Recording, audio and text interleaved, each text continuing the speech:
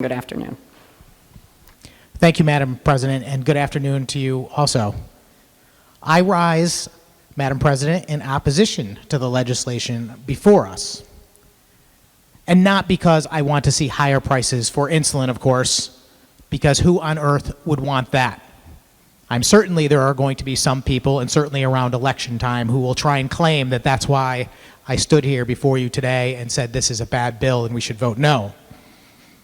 But obviously that's not true, because it would make no sense for anyone to get up and say that they want someone else to suffer or pay more for medication. If I actually thought that this bill was good policy or that was going to benefit my constituents, of course I would vote for it. Instead, I rise because someone needs to point out that simply claiming to help people with a bill does not necessarily equate to helping people. This bill is more about helping some people at the expense of others. I am constantly frustrated by the political nature of the policy that flows through this chamber. And the proponent of the bill made it very clear that this bill is really more about equity, as he put it, and I would call it socialism. It's not about lowering the cost of health care, which is what we should be focused on. And also, as I pointed out earlier when we were talking about the election bill, what exactly is happening here? In the state that we are in the midst of an emergency, and it certainly seems like we're in an emergency, everyone in this room is wearing a mask. We are here at the Capitol in limited numbers. We are restricted from being in this room too close to one another. And we are taking up bills that are allegedly emergency certified. But is this bill an emergency? Why is this bill even before us today when there are so many more pressing concerns for the state of Connecticut? Now, I'm certain that people that are affected by insulin prices will put this at the high list of things that they're concerned about, and I sympathize with them. And we should have been addressing the cost of insulin and other healthcare items for years, and I have been doing my best to make sure that I do that when I am here. But today is a day that's supposed to be focused on doing things based on the COVID-19 emergency. And this bill, key parts of it do not even go into effect until March of 2022. A whole other legislature will be elected by then. There is no reason to be doing this today. It could easily be done any time between now and March of 2022, from my understanding. And of course, I know the public would see right through that if they managed to see my speech today. They would recognize, oh yeah, that makes a lot of sense. This bill, whether it has any redeeming quality or not, and I won't say that it's completely bad, there are some elements in it that I would support, but it is not an emergency. And it does not need to be done today or in this manner. And the same is true of the police bill, which we're going to do next. We are supposed to follow a process, and this is not it. This bill itself is in direct contradiction to solutions that would make sense. Foremost, it does not address the root problem. Even though it's been claimed several times, the biggest issue with this bill is that it doesn't actually reduce the price of insulin. The price of insulin remains unchanged. Sure, the language in this bill finds a way to rearrange and finagle who is paying for it and how much they pay, mostly by requiring some people to pay more insurance premium so others can pay a lesser charge. But at the end of the day, that doesn't affect the price of insulin. That just decides that some people will pay for others' benefit. Worse, this bill actually eliminates the market forces that might cause the price of insulin to be reduced. By capping the out-of-pocket cost for non-insulin diabetes drugs and medical equipment, which my understanding is their prices are not ridiculous anyway, the same market forces disappear for those products and potentially forcing those prices up also. If the out-of-pocket cost is capped, insurers are unable to negotiate with the drug companies. It is actually often the threat of a drug being moved down a tier on an insurance formulary, which is the process by which they rate drugs and what they should cost, making it more expensive versus less desirable to the patients. This forces the drugs companies to come to the table on the price. And when you fix that price, there's no market forces to make the companies come to the table and lower the price on the drug. I think that this would be better if we just passed a law that the state of Connecticut bought the insulin and gave it out. It's a much more direct route to what's actually happening in this bill, which is we're asking consumers of insurance to pay more for their insurance so that other people can have a reduction in their out-of-pocket costs. Incidentally, a lot of things have changed just in the last few days since this same bill passed the House of Representatives. And I want to thank Senator Kelly for noting the governor's executive orders, and I know that the proponent mentioned them also. But those executive orders actually attack the problem. They're attacking the cost of insulin created by the interference of government. That is what the problem is.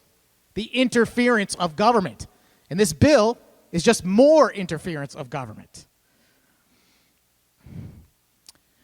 Back in May, the Trump administration brokered an agreement between insulin manufacturers and some Medicare prescription drug plans that would lower costs for some seniors beginning in 2021 by capping copays at $35 for a monthly supply. A figure that administration officials said would lead to roughly 2/3. Forgive me, I'm reading this from the Washington Post from May 26. A huge drop in out-of-pocket costs and would certainly help seniors on fixed incomes with the cost of their insulin. The other factors that are in this bill that mirror what's happening in the executive orders don't even need to be here because the executive order takes care of it. That was what was actually going to get me to vote for this bill today, was those pieces which have been taken care of already on a federal level. The rest of this bill is nothing but redistribution. That's all it is. Those new orders that the President of the United States has issued attack the bureaucracy and all the government regulation that allows the cost to skyrocket, basically creating a situation where drug manufacturers must charge Medicare plans the lowest rate they charge anyone. They call that most favored nation status. That's a brilliant idea. And it basically causes our government to pay less for the drugs, which means that less of it will be passed on to the consumer. This actually addresses the cost of health care, and instead of doing what this bill does, which is rearranging the prices that this bill does and does nothing to actually fix the root of the problem. I was watching the House debate a few days ago, and I almost fell out of my chair watching Representatives Aurora and Representative Scanlon. They were trying to outdo each other on who should offer more communism as a solution to the problem. They were discussing questions like whether or not we should attack the insulin manufacturers. This shows a complete lack of understanding on how markets work and why we live in the most affluent and prosperous society in all of mankind's history.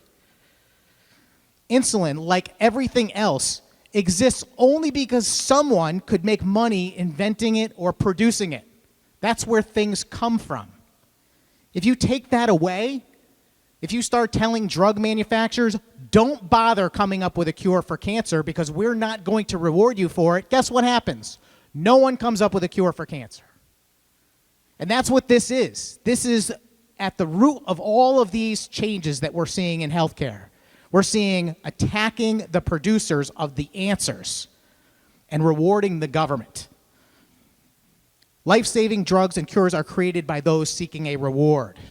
Drug companies invest millions of dollars in research and development, sometimes only for a maybe that they will discover a viable product.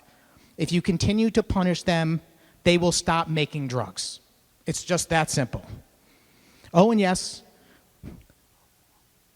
those two representatives, when they were discussing, they revealed the dirty secret of this bill, which is that it is going to make our health insurance premiums more expensive. The next time you open up your healthcare insurance premium bill and you look at it and the number goes up, I want you to remember who voted yes on this bill and who voted no. I'm the guy who said your premium should not go up. In fact, just this week, Anthem announced that they will be seeking premium increases of 9.5% for their 2021 health plans. And Connecticut, their increase was 5.5%. I don't know about anyone out there listening, but I didn't get a raise of 9.5% in my career. I don't know too many people that are getting raises right now. People are suffering because of the oppressive amount of taxation we have in this state, the bleak outlook for our future economy because of the way businesses have been treated all along, and especially during this COVID situation. And yet, the costs are going to continue to rise, and we're going to continue to come in here on an emergency to pass a bill that's going to jack up your insurance premiums even more. There's also going to be an increase in your property taxes, because obviously these costs are going to be passed on to municipalities also, because they're going to have to eat the due charges. I mentioned earlier that some of this bill doesn't take place until January 1st of 2022, and the reason for that is because we need time to give the insurance companies a chance to adjust their premiums and charge you more. You got to remember that when the government imposes price controls, someone has to pay. Nothing is for free, and there are always going to be consequences. I have made a promise since the very first time I ever ran for office that I would not vote to raise taxes on my constituents. I made that very easy promise for me because I feel like we're paying way too much in taxes already. And I figured the day, if it ever came that I think that we need to raise taxes in the state, that would be my signal that I could retire and walk away from this career. I bet if we polled Connecticut residents, how many do you think would agree that they don't want their insurance premiums to go up anymore? Well, that's the reason why I'm voting no, Madam President. I'm voting no because I want to see insurance premiums go down, not up. I wish we had the time here to discuss in great detail about what has happened to the healthcare industry in our country. But I wrote down a few bullet points. The first one is that there's a lack of competition. And that lack of competition was caused by, guess who? The government. The state government of Connecticut has essentially caused us from having dozens of healthcare providers down to 3. Maybe it's even 2 at this point. And that's because they put so many rules and regulations and requirements on them that they're like, you know what? This is not a place to do business. And when we have less competition, we have higher prices.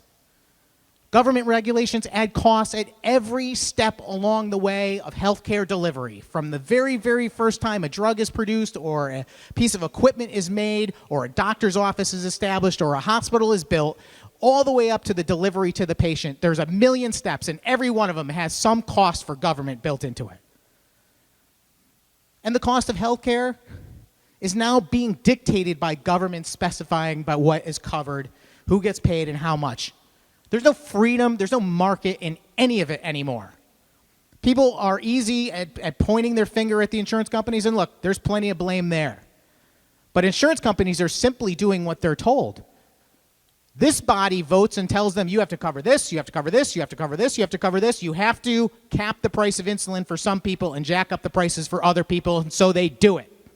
And when they do it, your bill is more. Unfettered lawsuits, malpractice, trial lawyers, tort laws, all of these things are things we can affect. We can write policy to make this go away. But there are people influencing this body. There are trial lawyers who will stand in the way of any reform that might prevent ridiculous claims, that might reduce the cost of malpractice insurance, thereby lowering the cost that doctors charge for each visit and the cost of health care. And now, government intervention in the marketplace itself. Yes, Madam President, I am voting no because I don't want socialized medicine. It is not okay to continue to raise premiums as a Band-Aid to the rising cost of healthcare and insurance. Something has to give. And year after year, I have offered bill after bill to restore competition to the insurance marketplace, to allow consumers to choose what products they want to buy, and allow carriers what products they want to offer so that they could come up with a myriad of plans for people so people could right-size their insurance for themselves. And the answer is always the same: no. We only offer one-size-fits-all, too expensive insurance in this state. And this bill is only going to make it worse. Look around the world, folks. Socialism does not work. And incidentally, this bill is a failure in many ways. Not just because it abandons market principles, but it even fails as socialism. I'm going to get to that in a second. But I want to mention also a very concerning section that should raise red flags for anyone about requiring pharmacists to prescribe and dispense drugs that formerly required an actual doctor to prescribe. This raises all kinds of concerns. Why do we bother licensing physicians or pharmacists if we're just going to make them interchangeable every time we write a bill and it suits us? And aren't we creating liability for those pharmacists? What if they screw up? Is their insurance going to go up more so that the cost of drugs costs more at the drugstore now? I think that's what happens next when you create new liability for people. This bill actually barely helps with those high deductible health plans, since those people are going to still have their high deductible and they probably meet it in most cases anyway. It just takes a little longer when you cap it for one particular item. And when I said this bill fails at socialism, well, it's because it fails to address people who don't have any insurance at all. And it's kind of funny reading the bill because there's a very clever section about how it's worded to say that they get to pay the usual customary charge to the public. And if you read through that definition, basically it means they get to pay whatever the charge is. No benefit to them whatsoever. Oh, and this bill does not just raise your insurance premiums and your property taxes, but it will raise your state taxes too, because this bill has a charge of $100,000 to fund the Department of Social Services, and another $15,000 will go to the Department of Consumer Protection. You and me and everyone else is going to be paying for that also. There were only a couple of brave souls in the House that voted no on this bill. And it's mainly because a lot of people don't understand what is actually happening here. And of course, as I started with, it sounds good. That seems to be the point here lately. If it sounds good, vote for it. Of course, it's also designed for the few of us who actually want to see good and productive public policy that actually gets to the root of the problem passed, so that we vote against it. So it's a ready-made campaign flyer. I can see it now. Senator Sampson votes against reduced insulin prices. Well, have at it. I'm sure I can defend myself. I'll tell people that I fought to lower their insurance premiums, and I'll be proud when I do it. For the record, I am in favor of lower insulin prices and lower health care costs and lower insurance costs across the board, and lower taxes too. This bill is bad policy, and it should be scrapped.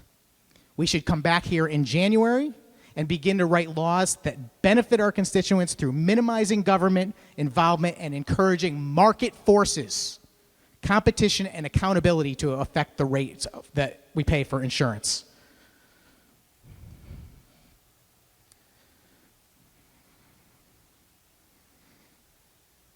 I guess that's all I have to say, Madam President, except just a final reminder that when anyone watching this gets their insurance premium bill, to keep an eye on this vote tally and remember who is looking out for you. Thank you, Madam President. Thank you, Senator Sampson. Will you